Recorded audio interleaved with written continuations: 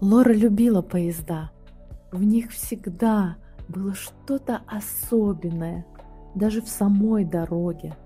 Тихий стук колес, мелькающие за окном пейзажи, возможность на время выпасть из привычной жизни и раствориться в пространстве между прошлым и будущим.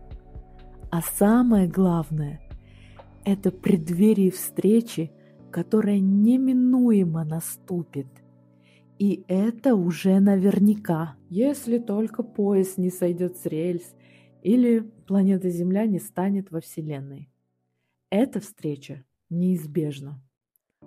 Лора устроилась у окна, наблюдая, как город отступает, превращаясь в размытые огни, и улыбнулась.